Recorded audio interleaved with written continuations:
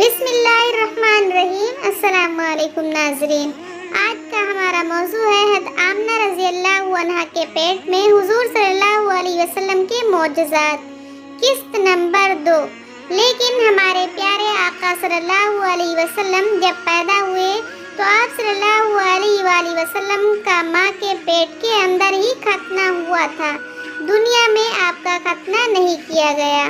یہ 3 چیزیں دیکھ کر دائی گھبرا گئی اور حضرت آمنہ رضی اللہ تعالیٰ عنہ سے کہنے لگی، اے آمنہ رضی اللہ عنہا، میں نے اپنی ساری زندگی میں ایسا بچہ نہیں دیکھا۔ دائی شفا نے حضور صلی اللہ علیہ وآلہ وسلم کو اپنی گود میں لے کر ایک طرف زمین پر لٹا دیا۔ دائی نے جیسے ہی حضور صلی اللہ علیہ وسلم کو زمین پر لٹایا تو ہمارے آقا نبی کریم صلی اللہ علیہ وسلم ایک جھٹکے سے کروٹ بدلی اور گھٹنے ٹیک کر سیدھے سجدے میں چلے گئے۔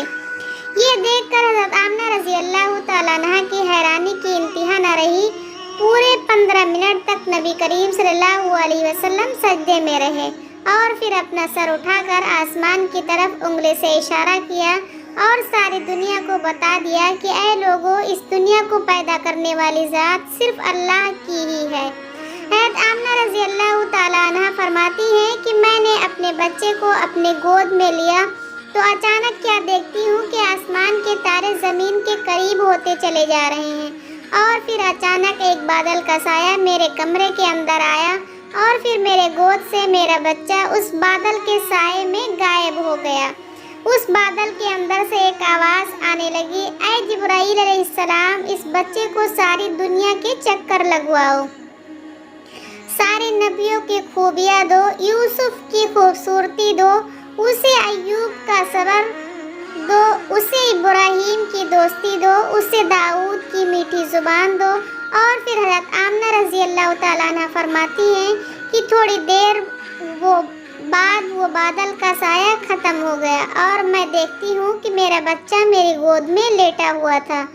صبح ہونے والی تھی۔ دائی شفا نے باہر نکل کر حضور صلی اللہ علیہ وسلم کے دادا حضرت عبد المطلب کو خوشخبری سنائی اور کہا کہ اے عبد المطلب، تجھے پوتا مبارک ہو۔ یہ سن کر رات بھر کے جاگے عبد المطلب کی ساری تھکن جیسے ایک پل میں ختم ہو گئی ہو، اور وہ اتنا زیادہ خوش ہوئے کہ ان کی آنکھوں سے آنسو بہنے لگے، اور دائی شفا سے کہا کہ جلدی سے مجھے میرا پوتا لا کر دو۔ دائی جیسے ہی نبی صلی اللہ علیہ وسلم کو باہر لے کر آئی تو نظر پڑتے ہی سب کے ہوش اڑ گئے۔ اس قدر خوبصورت بچہ آمنہ رضی اللہ عنہا کے گھر میں پیدا ہوا ہے۔ سارے چچا بھی اپنے بھتیجے کو دیکھ کر بہت زیادہ خوش ہوئے، یہاں تک کہ جب ابو لہب کی باندی سویبہ نے جا کر ابو لہب کو خوشخبری سنائی کہ اے ابو لہب، آپ کو بھتیجا مبارک ہو، یہ سن کر ابو لہب اتنا زیادہ خوش ہوئے کہ اس نے اپنی باندی سویبہ سے کہا، جا، میں نے تجھے بھتیجے کی خوشی میں آزاد کر دیا۔ حضرت عبد المطلب بہت بوڑھے ہو چکے تھے، لیکن پھر بھی مارے خوشی کے اپنے پوتے کو گود میں لیے کعبہ کی طرف دوڑتے چلے جا رہے تھے۔ سارے مکہ والے بھی خوشی سے نعرہ لگاتے ہوئے حضرت عبد المطلب کے پیچھے چل رہے تھے۔ کعبہ کے پاس پہنچ کر عبد المطلب نے اللہ سے دعا مانگی کہ اے اللہ، میرے پوتے کو سلامت رکھنا اور اس کو زندگی میں بہت بڑا انسان بنانا۔ شاید عبد المطلب کو یہ نہیں پتا تھا کہ ان کا پوتا تو وہ انسان ہے جس کی خاطر اس دنیا کو بنایا گیا ہے۔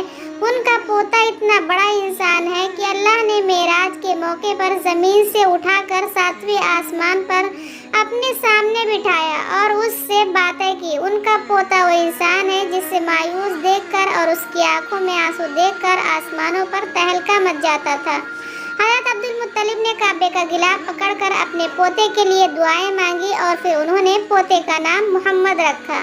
محمد کا مطلب ہوتا ہے کہ جس انسان کی بہت زیادہ تعریف کی جائے۔ یہ نام سن کر مکہ والے کہنے لگے، اے عبد المطلب، یہ کیسا عجیب سا نام تم نے اپنے پوتے کا رکھ دیا ہے، ہم نے تو آج تک ایسا نام نہیں سنا۔ تو حضرت مطلب نے جواب دیا کہ اے مکہ والو، تمہیں کیا پتا کہ میرے اس بچے کی ایک دن ایسی شان ہوگی، لوگ اس کے پیچھے چلیں گے۔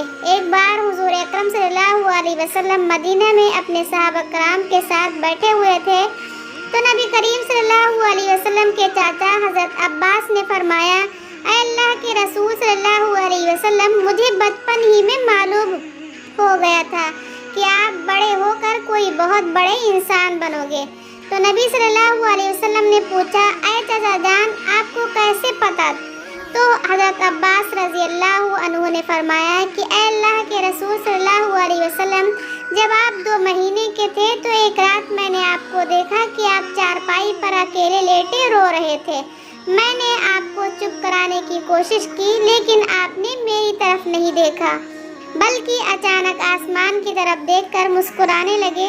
मैं हैरान रह गया और फिर मैंने भी आसमान की तरफ देखा तो मेरी नज़र फटी की फटी रह गई। मैंने देखा कि चांद आपकी उंगली के इशारे पर नाच रहा है। आप जिधर उंगली ले जाते चांद भी उधर को हो जाता।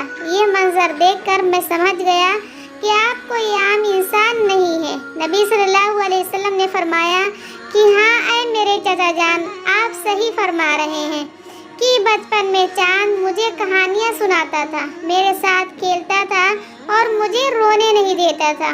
सुभान अल्लाह, ऐसी थी हमारे नबी सल्लल्लाहु अलैहि वसल्लम की शान, जिनके घर में इतनी गरीबी थी कि उनकी माँ अपने उस यतीम बच्चे के लिए एक खिलौना तक नहीं खरीद सकती थी। तो अल्लाह ने चांद को हुक्म दे दिया, ऐ चांद, तू मेरे महबूब के लिए खिलौना बनकर उसे खिलाओ और उसे रोने मत देना। नबी सल्लल्लाहु अलैहि वसल्लम की जिस दिन पैदाइश हुई तो उस दिन दुनिया में जितने भी बुत थे वो सब जमीन पर औंधे मुँह गिर पड़े। ईरान के बादशाह के दरबार में 1000 साल से एक आग जल रही थी। वो लोग आग की पूजा किया करते थे। नबी करीम सल्लल्लाहु अलैहि वसल्लम की जिस वक्त पैदाइश हुई तो एकदम वो आग बुझ गई और उस बादशाह ने अपने महल में अपनी शक्ल की 14 लाइटें बनवा रखी थी। नबी सल्लल्लाहु अलैहि वसल्लम की पैदाइश पर वो सारी लाइटें ज़मीन पर गिर गई। अगले दिन दोपहर के वक्त एक यहूदी आदमी अपना कुछ सामान बेचने के लिए मक्का आया हुआ था, तो उसने आसमानों पर देखा तो उसे वो सारी निशानियाँ दिखने लगी जो आखिरी नबी के पैदा होने की निशानियाँ थी। उसने मक्का वालों से पूछा कि आज किसी के यहाँ कोई बच्चा पैदा होने वाला है? उन लोगों ने बताया कि हाँ, फला फला औरत के यहाँ लड़का हुआ है। उस यहूदी ने कहा कि नहीं, ऐसा कोई बच्चा जिसका बाप ना हो। तो लोगों ने बताया कि हाँ, अब्दुल मुत्तलिब का पोता हुआ है। उस यहूदी ने कहा कि मुझे चलकर दिखाओ, मैं उस बच्चे को देखना चाहता हूँ। फिर वो यहूदी हज़रत आमना रज़ी अल्लाह अन्हा के घर पहुँचा और हुज़ूर सल्लल्लाहु अलैहि वसल्लम को अपनी गोद में लिया और फिर पलटकर नबी करीम सल्लल्लाहु अलैहि वसल्लम की पीठ को देखा तो उसकी चीखें निकल गई, क्योंकि नबी करीम सल्लल्लाहु अलैहि वसल्लम की पीठ पर नबूवत की मोहर लगी थी। जब उस यहूदी ने नबूवत की मोहर देखी तो वो रोता हुआ कहने लगा, हाय अफसोस, आज यहूदियों के हाथ से नबूवत निकल गई, अब उनकी बर्बादी बहुत करीब है।